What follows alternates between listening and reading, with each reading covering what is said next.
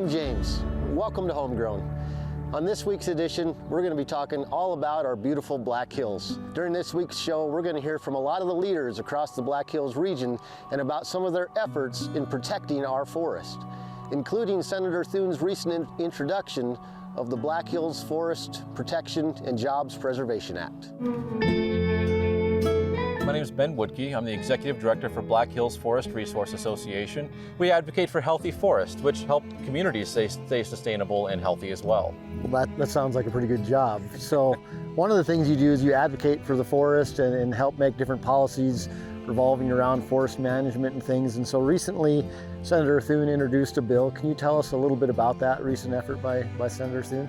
Yeah, absolutely. Certainly I can't speak for the senator, but when you read through that, it reads, like he really understands what's happening out here, that he understands that there is a need for forest management, to care for the forest, that there's a need for more projects. We're working under one large project right now for the most part, and there's been some issues in implementing that project that have turned out some rather non-desirable conditions on the forest, and there's a real need for new projects, and that really seems to get at that, and it allocates some money to the forest for doing those projects as well. We look across the West at other forests, like Arizona, California, and we see them on the evening news. We see hundreds of thousands of acres burning. Some fires have been over 1 million acres this last year. I mean, to put that in perspective, the entire Black Hills National Forest is 1.2 million acres. Could you imagine burning the entire Black Hills National Forest in one season? And the primary difference between those forests and here is that we have been managing this forest for a long time. And we have had fires. We have fires every year, but they're manageable because we don't have that fuel load that makes them out of control infernos. Today we're talking about the Black Hills Forest Protection and Jobs Preservation Act. We're standing here in the beautiful Black Hills of South Dakota. This seems like a pretty cool bill that you've introduced lately with the senator from Wyoming. Could you just give us a little bit of an overview of that bill? Right. Well, what we're trying to do, James, is it's kind of the culmination of a lot of efforts that have gone on over a lot of years. And these are issues that I've been working on now for a couple of decades. But when it comes to the Black Hills and this treasure that we have out here, preserving it means that we've got to have a healthy forest. Now, having a healthy forest means you got to manage the forest, and then you've got a forest products industry that is so important to the economy of the Black Hills that goes with that.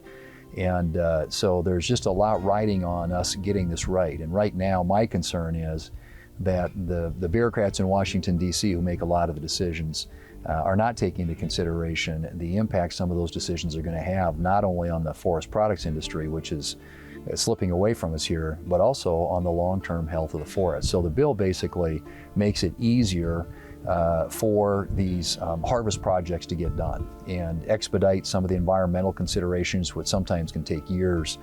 And it's designed with my colleagues from Wyoming, and also reaches into Montana as well, some of the forests up there, but calls for an expedited process whereby a lot of these timber program harvests can get done in a way that doesn't take years and years and years and cost us in the process not only a lot of jobs, but the healthy forest that we know and love here. So with Senator Thune's bill, obviously there was co-sponsors, both senators from Wyoming, also Senator Rounds from South Dakota. So it's a bill that's really kind of all-encompassing for not only the Black Hills, but other nearby national forests as well. Just trying to spur some of that actual management and timber production. Is that right? Absolutely. Again, it gets back to the recognition that the forest management is a key piece of caring for forests, particularly like the Black Hills. Ponderosa pine ecosystems, their natural history is disturbance-driven. In the past, that's meant wildfires and small-scale insect epidemics. But what we have now is we have communities, we have homes, we have developments through the forest, we have mountain biking trails and off-road vehicle trails and everything else that changes a little bit on how you manage. But it doesn't change the need to come in and work with these forests to introduce some disturbance to them. And we can do that now in a very scientific manner with equipment where you can pick the trees that stay and go without jeopardizing people's homes and livelihoods.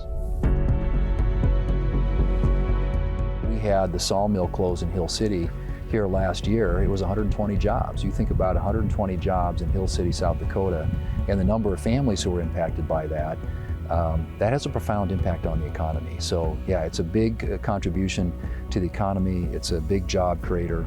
And in that industry, we're the earliest forest in the country where there actually was a timber program. Right. And so this has been going on for over 100 years, and we think it ought to be going on for the next 100. And I think because it's been done the right way in the past, we have benefited. We've seen the Black Hills flourish, and the vegetation out here continue to grow and increase. And I think that's because of not, some people would say in spite of that program. I think it's partly because of that program, because it helps you manage the forest. And if you want to have a healthy forest, management is the way to do it. I'm fortunate enough to be a third generation in the forest products, James. My granddad started the family business in 1936, the tough way, right after the Great Depression. Come out in Nebraska, originally from Colorado, a big corn farmer. With the Great Depression, all the kids had to leave home, and my granddad started the first sawmill to make grain doors for the railroad companies. The forest products industry here was at a really good, from my perspective, a good equilibrium, along with a market for the byproducts, Dakota Panel, the bark companies, the remanufacturing facilities. You start breaking that down, you're going to lose all of them.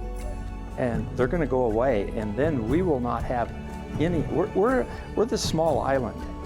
I refer to the Black Hills like a Hawaiian island, only we're surrounded by a prairie of grass instead of water.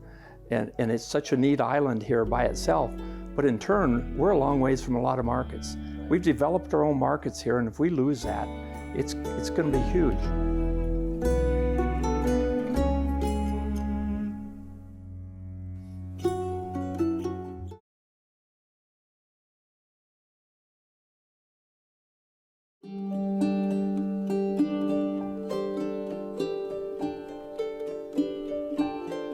My name is Greg Jostin, and I'm the State Forester for the South Dakota Department of Ag and Natural Resources. Okay. And so for a lot of people, I think they may get confused. They think forestry, they just think the U.S. Forest Service. So how do you guys differ in what you do in the management, I guess? Okay. Our organization primarily provides technical assistance. We work with private landowners, basically anybody in the state that owns forest land. Okay. We can help out. That includes state agencies, the federal government, anybody who basically wants some technical assistance regarding forest land. We help communities, we help private landowners.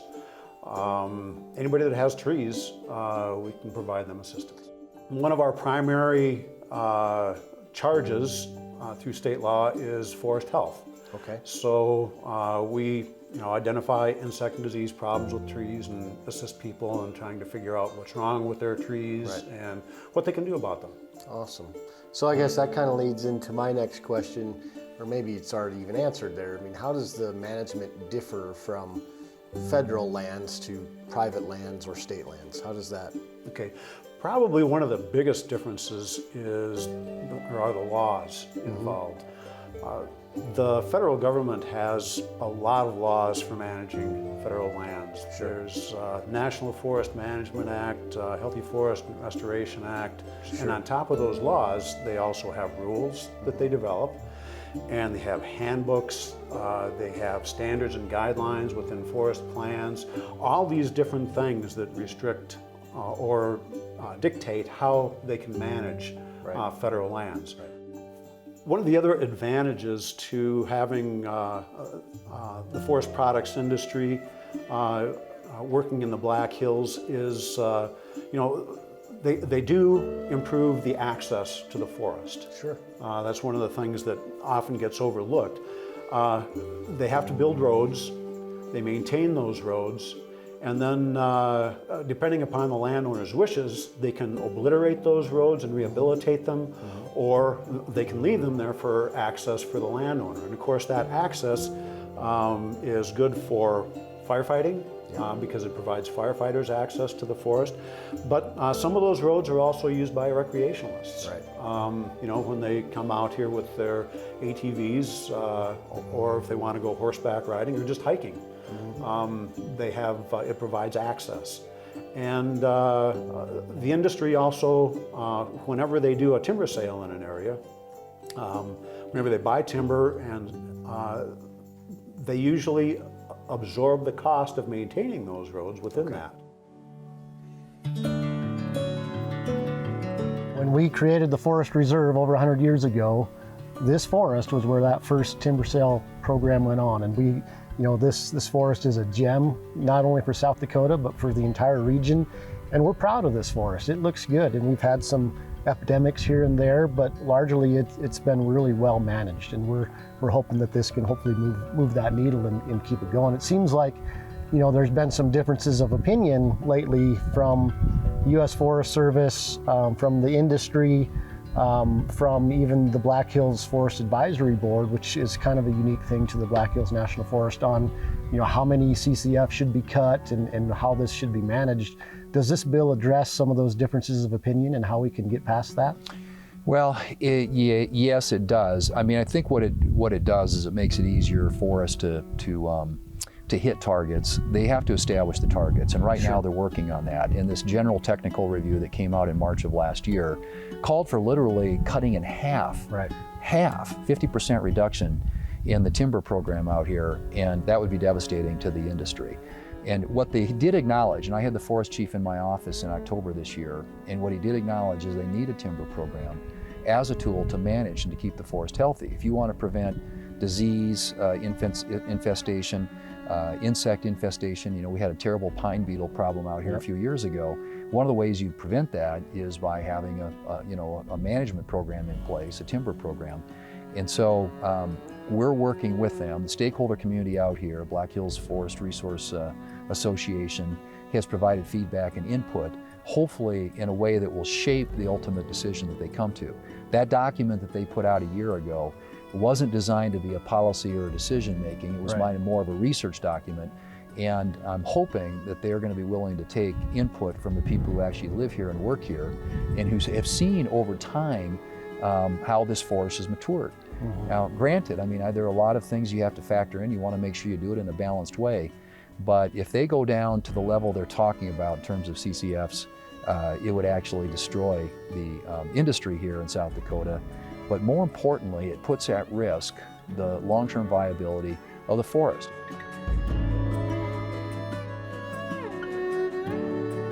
Whether it's tourism or having your mills come online and actually producing a product, you know, where does that leave us as a region if we start to lose that infrastructure of the sawmill industry?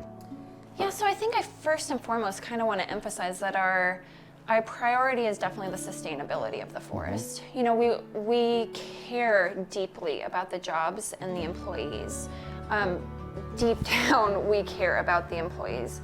But it's not sustainable if we don't have a sustainable forest. We want to emphasize that whatever is best for the wildlife, for the habitat, everything is also going to be what's best for the employees. So starting with that, we see how it affects every aspect of a community as a domino effect, kind of what Dad was talking about. When you take out an entire sawmill with hundreds of employees, unfortunately in some situations you take out an entire town.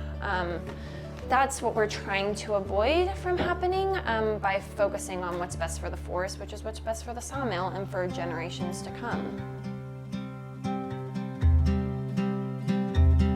If we're doing a good job of managing and caring for the forest and doing it at a scope and scale that's meaningful on a landscape, the jobs and everything else will still be here. That's the way it's worked for over 100 years, is you do the work in the forest, that produces the logs. The logs are really a byproduct of caring for the forest.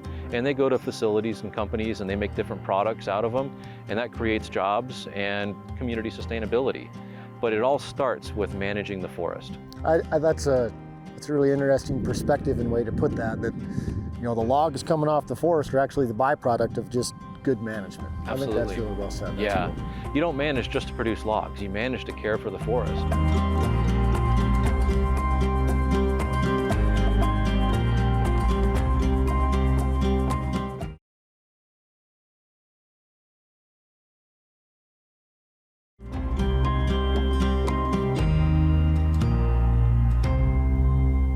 what do those people at home do? Like, you know, I love the Black Hills, I want to see it thrive, but you know, they really have nothing to do with it. What can they do to take a more active role in making sure that our Black Hills stay the way they want it to? Sure. Well, I'm going to circle back a little bit to your comment about, you know, there's all kinds of different uses on this forest, and there's a lot of recreation and tourism, and there should be. You know, so oftentimes the issue gets framed as resource use, such as grazing or timber management, or recreation, and it's absolutely not that. It's an and. We can have all of these uses, and you certainly look back, and the Black Hills National Forest has had a sale program, timber sale program, you know, nearly threefold of what they're projecting to do in the next couple of years. And that threefold timber sale program created the forest that everybody loves, that everybody thinks is beautiful. And of course, we're not going to ruin it by continuing to manage the forest. We're only going to continue to help it. What folks can do is, if they're concerned about this, they can speak up. They can speak up to neighbors, they can speak up to Forest Service officials, they can let their voices be known that they care about this forest, they care about keeping the infrastructure, the ability to care for the forest here, and we have to be working harder at meeting those goals. We've seen the catastrophic effects in other parts of the country, and that started with, you know, cutting their timber program, cutting the industry, and once the industry's gone and decimated, it doesn't matter if they have timber sales or not. There's nobody there to buy it, there's no industry left, and then we see those catastrophic fires and things that go on afterwards. So it can be a really devastating thing, not just for the economy, but for the entire ecosystem of the Black Hills as well. Yeah, and there are, I mean, the Forest Service is looking for some ways to carve out chunks through categorical exclusions, you know, places where they can do some amount of harvest, but it doesn't get you anywhere close to 181,000 CCF. Right. And they haven't been getting close. They were down, one year before, maybe down to 120,000, but it keeps dropping. Right. And if they were to implement the findings of the GTR, it would be catastrophic for that. And it's so much so that even the Forest Service Chief, Randy Moore, who when he came in and met with me in October, said, and they've been looking at this, I think they've concluded that it won't work. They were actually going to bring trees in from other forests around the country just to keep our mills busy here, because they know the mills are important and they know they need to keep them in business if they want to have a healthy forest. But I think they've made some judgments based upon perhaps the importation of different types of pests and insects and things that might come in some of that timber, that's not going to work. So now they're looking at another idea from another area of the country. They're trying to make it work, but the best way to make it work is to have a plan in place, a management plan, and that takes into consideration not only the needs of that industry, but what are the needs of the forest? And if you want to prevent the next pine beetle infestation, or if you want to prevent the next catastrophic fire, what time has shown and what history has shown is the evidence is pretty clear that a management program that's pretty aggressive has enabled that to happen. So I'm hoping, again, that these people in Washington and people in the region, in Denver and other places, will listen to the folks locally who live here, work here, know this forest, and are deeply invested in making sure that it's a healthy forest.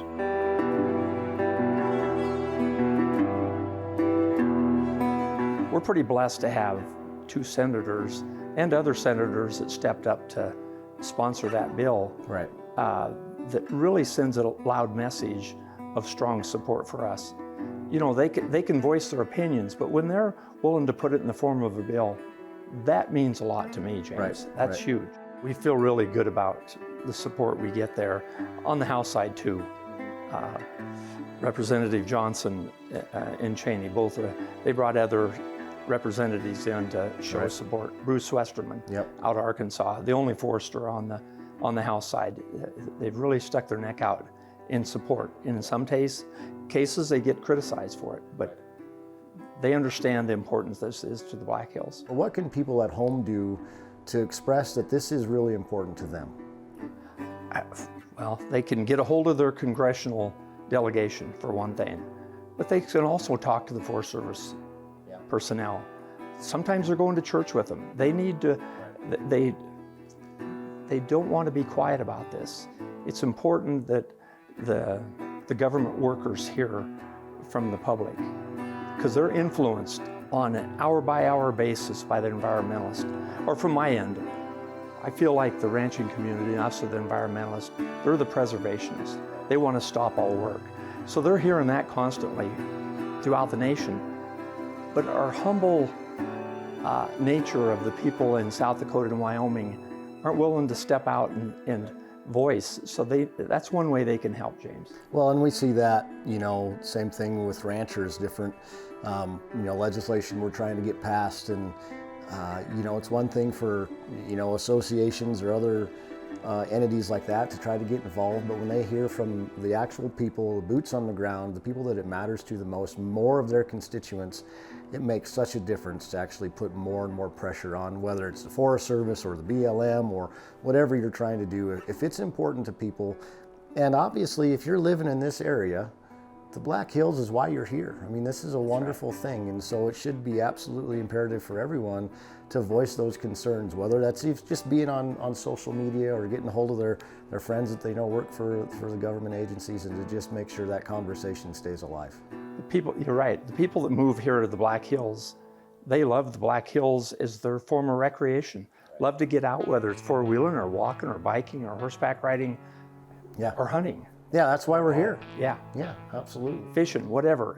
And you don't want to see that cut down or burned down any more than anybody else does. We just No. want to make sure it's sustainable for future generations. Exactly.